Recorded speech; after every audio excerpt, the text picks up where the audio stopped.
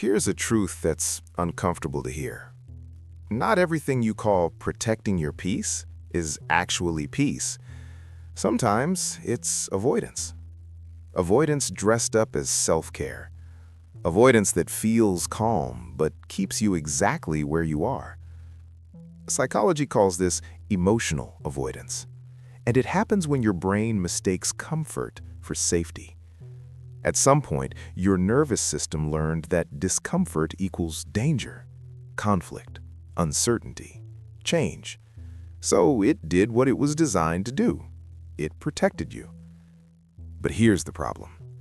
Protection without growth eventually becomes a cage. You stop having difficult conversations. You stop challenging yourself.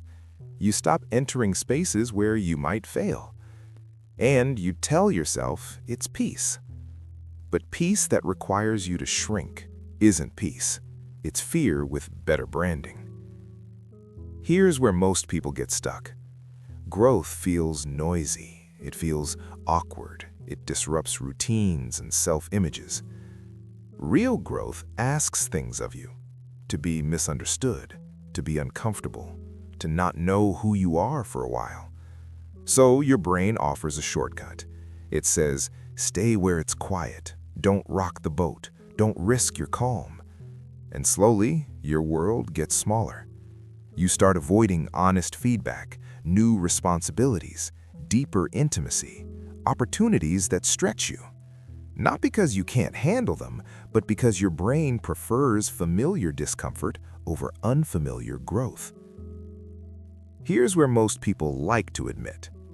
True peace isn't the absence of discomfort, it's the ability to tolerate it. People who are truly at peace can sit with tension. They can have hard conversations. They can disappoint others without collapsing. They're not calmer because life is easier. They're calmer because they're stronger. If this feels personal, pause for a moment. Ask yourself honestly, what have I been calling peace that's actually me avoiding growth? Is it the conversation you keep postponing? The habit you won't confront? The version of yourself you're afraid to step into? Avoidance feels good in the short term, but long term, it creates restlessness. That quiet feeling of, I should be further by now. I'm safe, but I'm not fulfilled. That's not anxiety. That's your growth asking for space. So what does real peace look like? Real peace sounds like, this is uncomfortable, but I can handle it. It looks like choosing discomfort on purpose, setting boundaries you're scared to set, trying things you might not be good at yet. Not chaos, not burnout, but intentional tension. Here's a simple way to tell the difference. If something costs you comfort but expands your life, that's growth. If something keeps you calm but shrinks your world, that's avoidance. You don't need to abandon peace. You need to redefine it. Peace isn't hiding from challenge. It's trusting yourself enough to face it.